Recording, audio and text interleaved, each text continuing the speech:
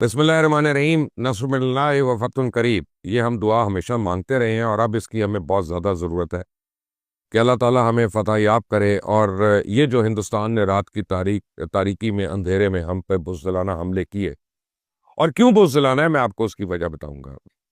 बुज़दिलाना हमले किए, इसकी आपको नज़ीर कहीं नहीं मिलती आज के ज़माने में, आज की दुनिया में। और दुनिया का मकरू चेहरा देखें कि वो अभी भी इन चीज़ों के ऊपर खामोश है। दो तीन चीज़ें कल ऐसी हुई हैं जिनकी तारीख में मिसाल नहीं है कि पहले हमले के अंदर आप क्या करें। देखें आप, कल जब मैं कह रहा था, आपको भी शायद मैंने कहा और मैंने काफ़ी अपने दोस्तों को कहा कि आज रात को अटैक मुतवक्के है, तो सुबह उठ के मुझे बहुत फ़ोन्स आए हुए थे, मैसेजेस आए हुए थे। उनका ये तुम्हारे पास कैसे पता चल गया, तुम्हारे पास कौन सी चुड़ैल है कि तुम्हें पता चल गया। तो असल में हम लोग हर चीज़ देखते हैं, सुनते हैं, लेकिन हम उसको एनालाइज नहीं करते हैं। तो मेरे पास कल जब एक खबर आई तो मैं इमीडिएटली सर पकड़ के बैठ गया। मैंने कहा ये कुछ होने वाला। और फिर मैंने 2 + 2 जब किया तो फिर आई न्यू कि आज रात या कल रात, इन दोनों दिन ये हो जाएगा। आप ये देखें कि भारत 3 ममालिक के बगैर ये हमला नहीं कर सकता। इसमें 3 ममालिक के उसके साथ कंप्लीट सपोर्ट, कोऑपरेशन और आशीर्वाद शामिल है। नंबर 1 रशिया, क्योंकि भारत रशिया का बहुत ज़्यादा डिफेंस इक्विपमेंट यूज़ करता है और रशिया ने उसको इक्विप किया इसमें। रशिया ने, यानी यहाँ तक हुआ कि जब पाकिस्तान ने कहा कि आप इंटरनेशनल कमीशन बना लें और रशिया को उसको सरबराह बना ले, तो उस पे भी भारत ही माना, क्योंकि पाकिस्तान को पता था कि भारत का वो बेस्ट फ्रेंड है और एलाई है, डिफेंस में एलाई है, तो पाकिस्तान उसको पे कर सकता है। तो फिर जो है उसके बाद रशिया ने जब उनको कहा कि मीडिएट कर लो, तो जयशंकर ने आके कहा कि we don't need partners, we need supporters, something like that, कि बेसिकली हमें एडवाइस नहीं चाहिए। ये रशिया के मुंह पे थप्पड़ था। बहरहाल उनको पता था।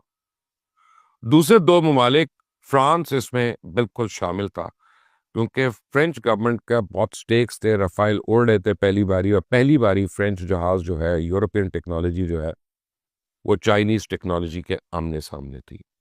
और उनके जितने भी फ्यूचर ऑर्डर्स हैं वो डिपेंड करते थे कि कल राफेल जो है वो अच्छा परफॉर्म करे। ये फ्रेंच एविएशन इंडस्ट्री के लिए, फ्रेंच डिफेंस एविएशन इंडस्ट्री के लिए ये क्रिटिकल फैक्टर था।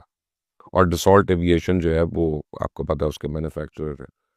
और तीसरा इजराइल। अगर मैं आपको कल ये कहूँ कि कल रात को जो हमले हुए उसमें इजराइल की ना सिर्फ सपोर्ट थी बल्कि मुकम्मल सपोर्ट थी और उनकी प्लानिंग थी, और वो इस प्लानिंग का हिस्सा थे, तो आप इसमें प्लीज बिल्कुल हैरान ना होइएगा। तो जब एक ट्रैवल एडवाइजरी ये आई कि एयर फ्रांस ने और लुफ्थांसा ने अपनी एयरलाइंस को कहा कि पाकिस्तान की एयर स्पेस ना यूज करें, तो मेरे उस वक्त माथा ठनक गया। मैंने कहा ये होने वाला, ये अपनी एयरलाइन को ऐसे नहीं यहां से हटा रहे।